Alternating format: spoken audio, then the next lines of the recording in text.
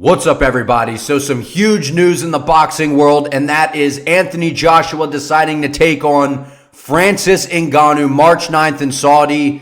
Guys, in this video, I'm going to break down why this is huge, one, for Francis Ngannou, and I'm going to give an early prediction and kind of break this down a little bit because I know a lot of the guys in the MMA space, they're not big into boxing. I've always been big into boxing, so I'll get into a little bit of that, some of the X's and O's. But first, I just want to start off by saying I was one of those guys who was kind of in the middle. I didn't really know, we didn't know all the details at the time, right? We knew that there was some differences between Francis Ngannou and the UFC. We had always heard what the UFC was saying from Dana White, and we all know, as UFC fans, as MMA fans, as fight fans, Dana White is always going to display the narrative that Dana wants. He's always going to try to steer the ship. And, if they're having issues with a fighter in negotiations and contract talks, he's always going to try to control the narrative and get the public and the media's eye to see what Dana is seeing and believe what Dana is writing. Now, in this scenario, who knows what was necessarily going on behind the scenes, but what we do know, as I had mentioned,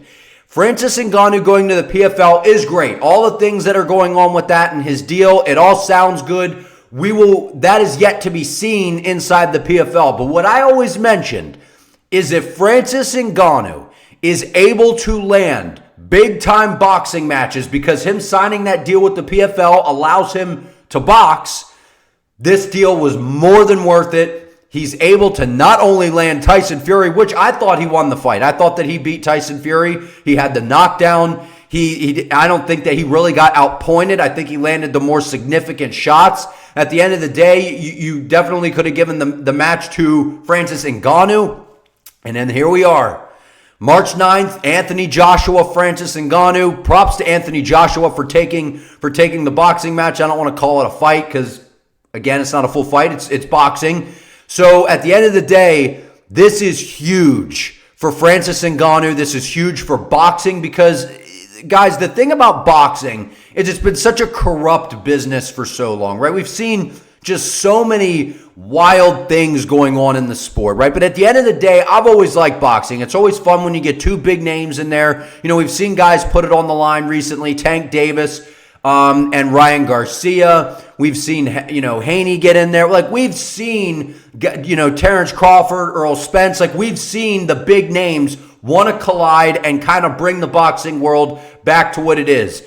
There is nothing better than two giant heavyweights in boxing clashing and going at it. And in this matchup, it's very simple. It's both of these guys have ridiculous power. And I know everyone's going to say, well, Francis Ngannou is, he's got there's really no arguing. Francis Ngannou, I think, has the most power out of any combat sports heavyweight on the planet. Do not sleep on Anthony Joshua. Now, I know that Anthony Joshua has not fought the best competition, and people are going to say he has ducked some of the top competition out there. I can assure you, Anthony Joshua is a better technical boxer than Francis Ngannou. He has great power. He knows how to level change. We saw that. The jab to the body. He's very, very slick and unique with his setups. He's a big dude. He hits harder than Tyson Fury. I'm intrigued by this. I know a lot of people, at first, we were so intrigued by the Fury and Ngannou boxing match because it was like, Fury's that guy. He's slick. The movement, this and that. But what we're looking at now is we're looking at a heavyweight with some real one-shot KO power from Anthony Joshua. And then on the flip side of it, we're looking at Francis Ngannou, who probably hits harder than any heavyweight in any combat sport in the history of humanity, pretty much. Sign me up.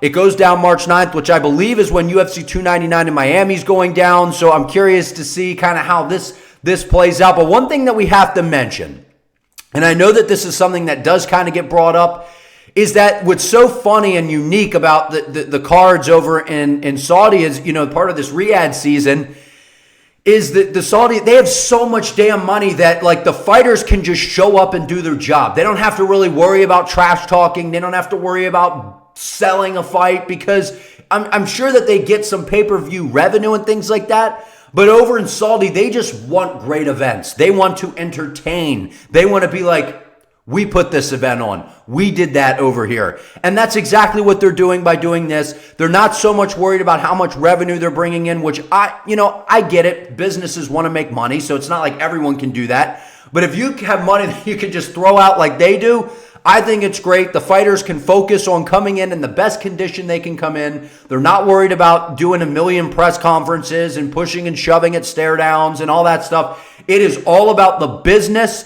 and the names, and the fight sell itself. And that's what I love about this matchup. I think it's going to be a very respectful buildup. I think that this is an incredible stylistic matchup. And it's huge for Francis Ngannou, right? I mean, the Tyson Fury boxing match changed his life because most people, I thought that Tyson Fury was just going to be able to go in there and kind of make Francis Ngannou look a little bit silly, right? I said in the first couple rounds, Francis Ngannou, that was his best shot, which he did knock down Tyson Fury. But I didn't expect Francis to still be there as the fight played on and throughout a 10-round boxing match. That's what was so impressive to me. In this matchup, though, against Anthony Joshua, there's definitely a guy that's going to be throwing some heat back your way, Francis Ngannou. Now, I know that Francis Ngannou, he's been fighting MMA most of his life, man. This guy's been in there with people throwing kicks, knees, elbows, whatever it is.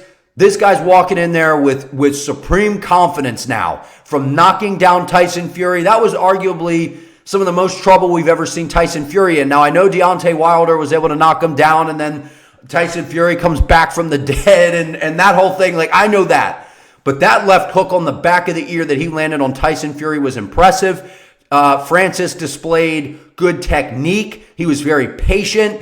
His jab was working very well. That check hook that he was trying to counter the right hand of Tyson Fury with. Francis Ngannou looked crisp, man. He looked a lot better than I thought he was going to in the boxing match. His cardio held up pretty well. I think that this is huge.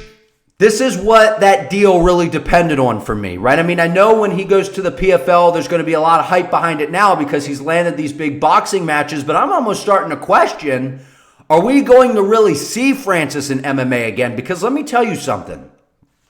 If Francis Ngannou goes out there and starches Anthony Joshua, now the reason I say starch is because say it's fourth, fifth round, he knocks Anthony Joshua unconscious. This dude is going to be the biggest thing in combat sports right now. But even if he wins, just even by decision, Francis Ngannou is going to be one of the biggest names in combat sports.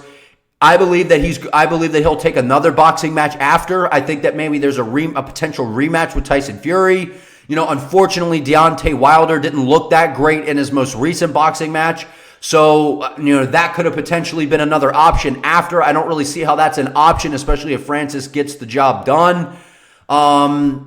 Man, this is crazy. This is absolutely crazy because there's so many ways that I could see this, kind of going for Francis. But either way, huge win financially for Francis. What was really cool was his coach, Eric Nixick, saying, I woke up and saw my bank account and Francis Ngannou changed my life forever. Those kinds of stories. Francis is one of those guys, man, coming from nothing, paving his own way, took a bet on himself. It worked out. And now he's kind of pioneering and blazing his own trail, taking care of the people around him that have been loyal, that have helped him, get kind of to where he is today, per se, right? I know that he was over in France with Cyril Gane's team, but now he's came over, found a home in Extreme Couture. He's taking care of those guys. This is just sensational stuff, man. I love it. I really hope that Francis Ngannou can get the job done. Obviously, this is a little bit, Tyson Fury's stock, I think, has took a little bit of a hit, right? I feel like at the end of the day, it's not to take anything away from Ngannou. I'm not taking anything away from him because either way, to go in for your first boxing match against one of the biggest names in the sport, one of the best in the sport, he did a hell of a job. He did a hell of a job. I thought he won. Seeing what we saw from Deontay Wilder recently, I know a lot of people were wanting to discredit Tyson Fury and maybe take a look at, is Tyson Fury a little bit of a fraud? I don't think so, man. I think Tyson Fury, his slick movement, as good as he is, he does have good power, but there's no doubt that Anthony Joshua, he definitely hits harder. He definitely hits harder than Tyson Fury.